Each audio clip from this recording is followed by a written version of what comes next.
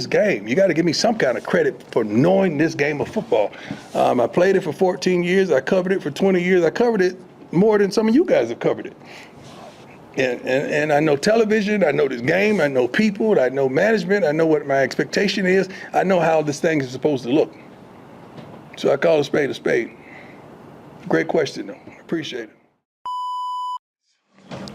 Last week, Ben, one of my favorites, students of the week, biomedical engineering, which is unbelievable. Destin Wade, ethnic studies. This week is Khalil Benson, sociology, and Charlie Arfordall, as usual, developmental biology. TV with Arizona game announced for Fox. That gives us 6 games on network television this season. Through 5 games, we're number 2 nationally. Most viewership with 21.5 viewers. We're the only team through week 5 in the top 5 games of every week. Defensive buffs, giving up just 7 points in the third quarter this season, and just 5.2 points per game in the second half. CU is one of the 6 teams in the nation that has not allowed 100-yard rusher or receiver this season, after allowing 14 last year. Good Lord Jesus. God, that is staggering. PFF grades, Sammy, BJ Arden, all rank in the top 10 in the Big 12, which I don't know what PFF really is. I don't know who really looks at it. Nikhil Green ranked second. I don't know what I'm not going to even bore you with that. Jordan Seaton named to the On 3, which is one of the publications that's not one of my favorites. He's a freshman All-American team. Micah leads all true freshmen with 3 rushing touchdowns.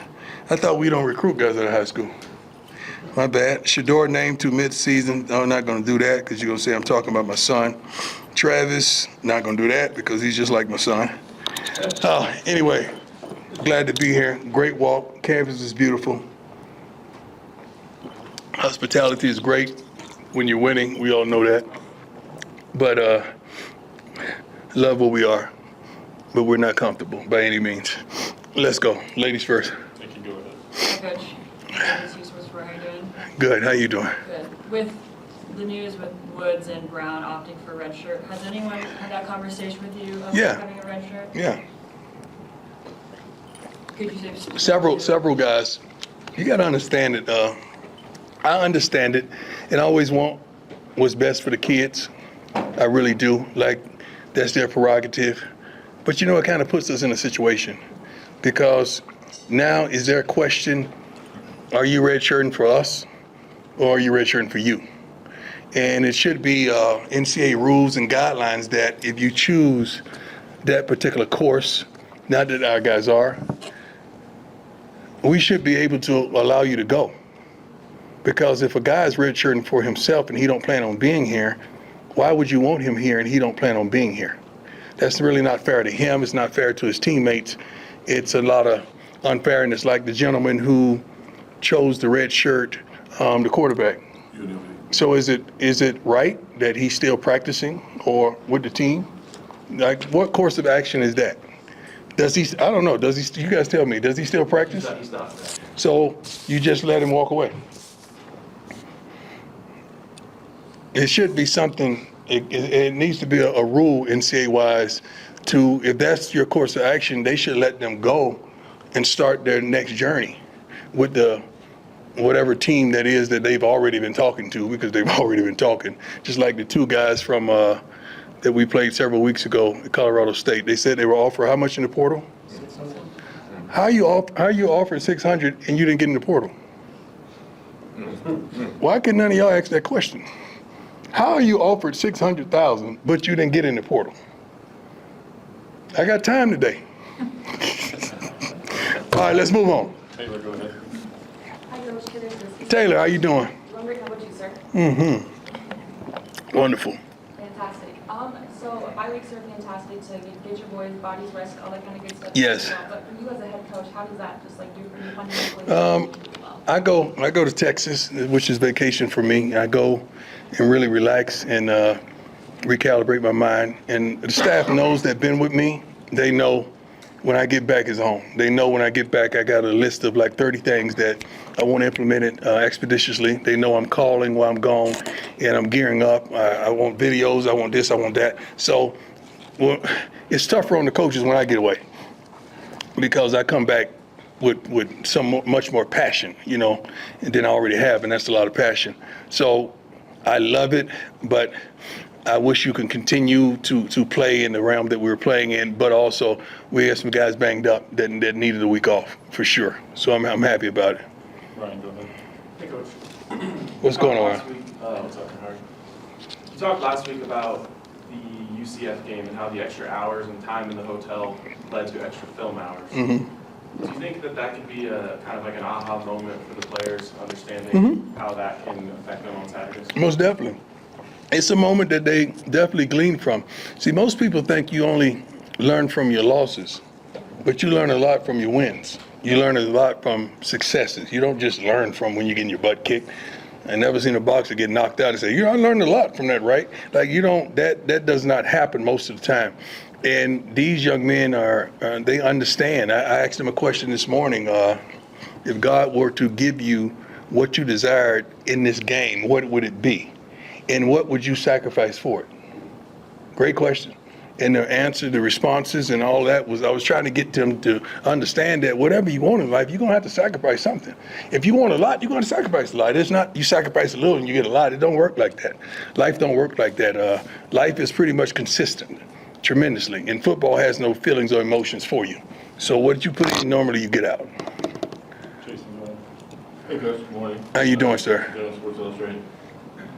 Since your win against UCF, there have been a lot of national media people, some of which you know personally, have sort of changed their tune on what you in this program can do this year. Do you guys notice that, or is noise, whether it's good or bad? I notice that because I get it from everywhere.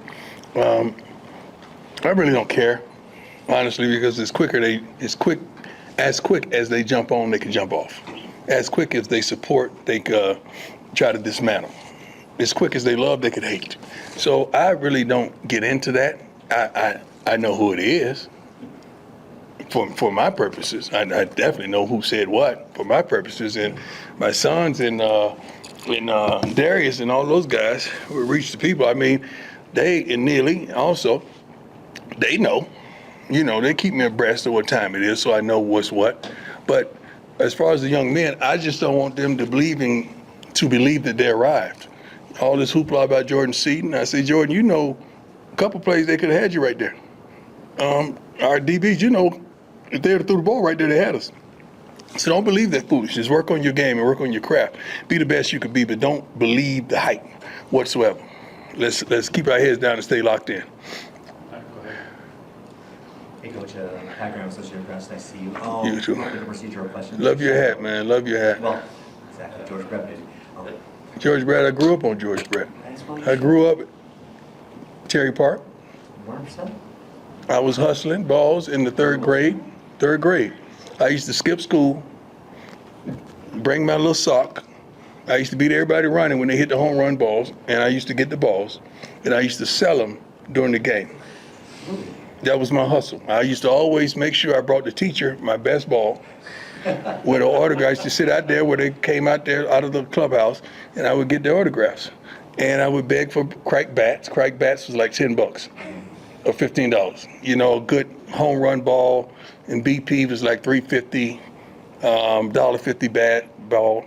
Amos Otis, I used to go down there in the batting cages and help him pick up the balls. I used to be standing on the gate, little kid, you know, darn 7, 8 years old, and he used to let me come in, and I help him get up the balls and pick up the balls, and he would give me several of them, and that was my hustle, man.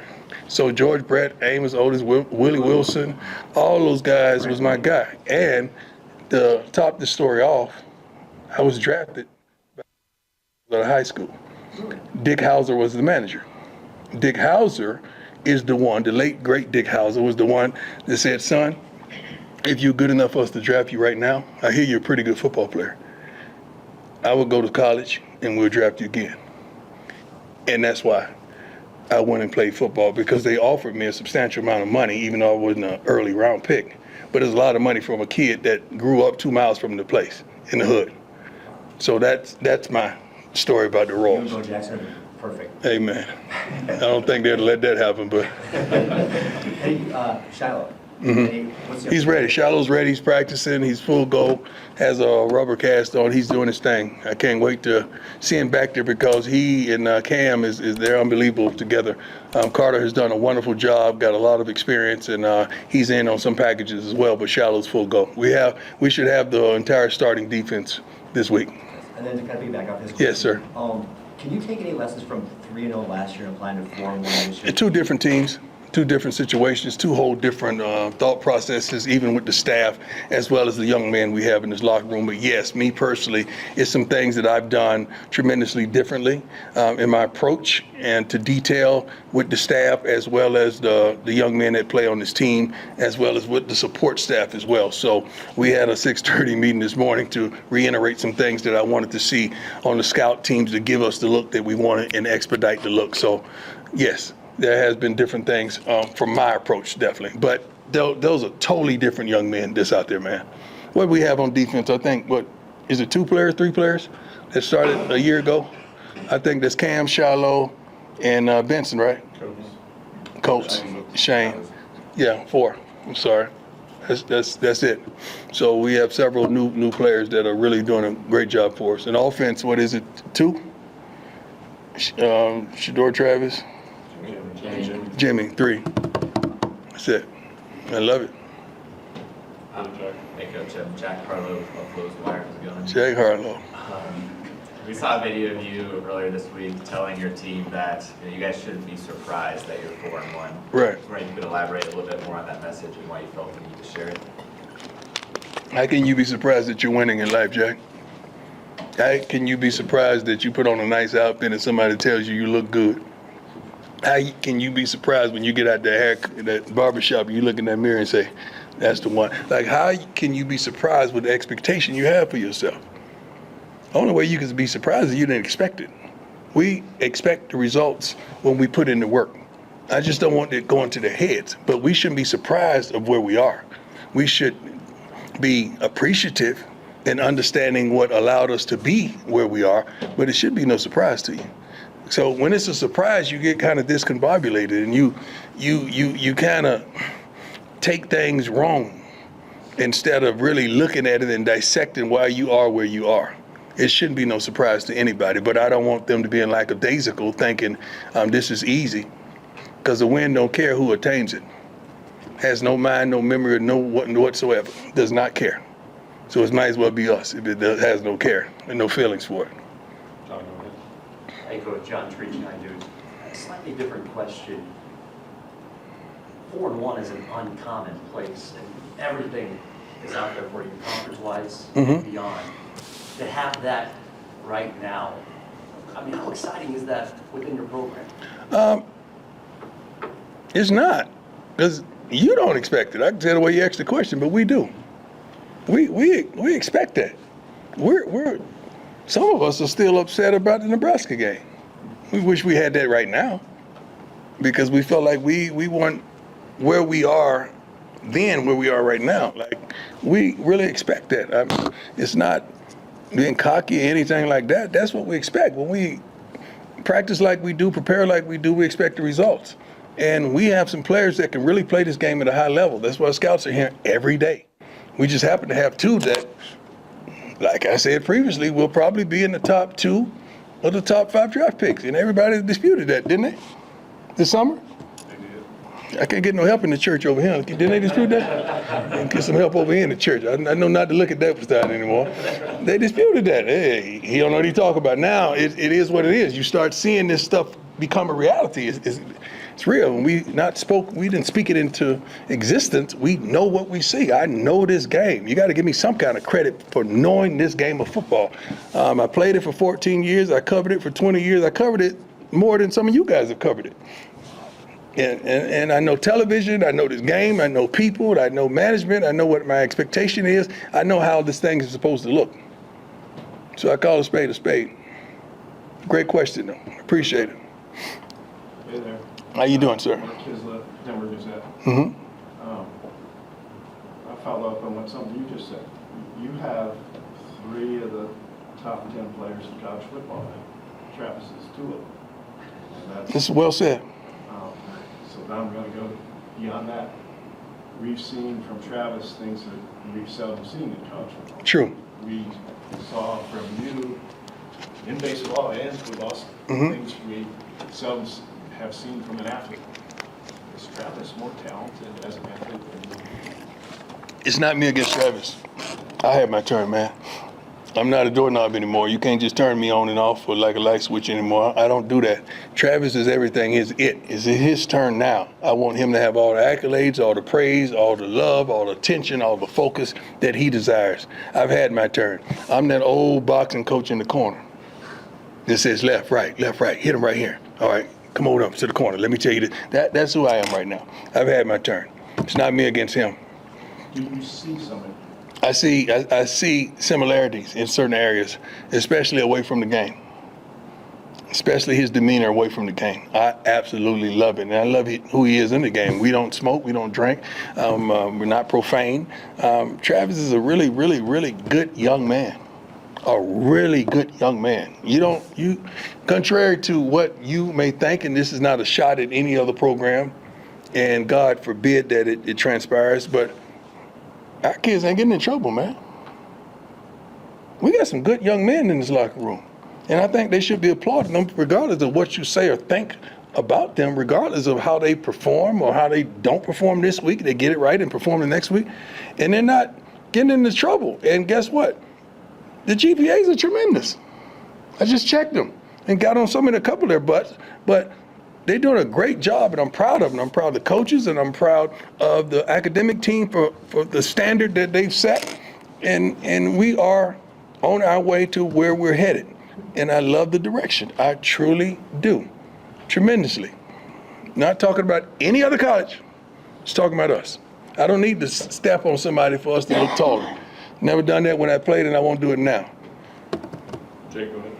Coach Prime, speaking of one of those young men, Nakai Hill-Green, just how would you describe his impact, on the field as a leader for this team as well? We have a plethora of leaders on that defensive side of the ball, which is a good thing. He's one of them. I cannot praise him without praising Bentley as well. Those guys is like they have a silent competition amongst one another to see who gets to the ball the quickest, to see who racks up the most tackles. Those guys are at it. Both of them are a little banged up, but guess what? They fight through it in practice. I try to give them days off, and they still want to work. So his impact on this defense is tremendous. I love the tone. I love the temperament, the aggressiveness, the physicality. I love what he brings to the table, as well as the intellect and insight. Couple more, Brian, go ahead. Hey, Coach. Brian Howell from Boulder. What's going on? I have a question and a follow, but you mentioned you guys are different now than Nebraska. It does seem like you guys are different from starting when you came out of halftime at Nebraska. How much joy do you get seeing this team kind of growing in confidence from that where you're at now? Tremendous, because I've seen it well before, and I know coaches get upset because coaches and parents get upset because we know your capabilities. We know what you have inside of you, and we just want you to live out your purpose and what you should be doing. That's why parents get upset with some of y'all in here, and I get upset with some of my kids because of the same darn thing. Coaches are the same way. We're really parenting a football player out there on the field. And just to see them come into their own, just to see them execute the assignments, just to see them want it, just to see them call team meetings on their own and come out here on the practice field and work on their own without us, shoot, that's what you want. I mean, that's the kind of guys that you wanted to gather and call it the team. Those are the type of young men, and those are the men that we have. And yeah, we had to get rid of some luggage because, we had a limited time to go shopping. And I do mean shopping. And it's unfortunate that's what we do now in college football. Even with guys out of high school, you shopping, and you hope that this outfit look good on you. But sometimes it don't when it gets in the light. So it's a good thing. We're happy where we are, but we're a long way from where we want to be. And just a quick follow-up to that. With the bye, did you worry at all that a bye would kind of kill some momentum, or do you think this team came eager to let's keep going? Worry and faith can't live together. I'm a man of faith, not a man of worry. Go ahead, Rylan, last one. Hey, Coach, Rylan Scholes from Rough Report. you have the opportunity to play against one of the big contributors last year and a person you've known for a long time in Dylan Edwards. What is it going to be like to face off against Dylan Edwards? They changed their name to Dylan Edwards? That's what the team is called now, the Dylan Edwards? We ain't playing against Dylan Edwards. We playing against a darn good football team, man. Dylan just happened to be on their team. I love the young man. I love him to life. I really do. And everybody who leaves here in the right manner, as well as just leave, period, I want them to be successful. I have never wished wrongful or bad things on any young man or woman in my life or any of you all.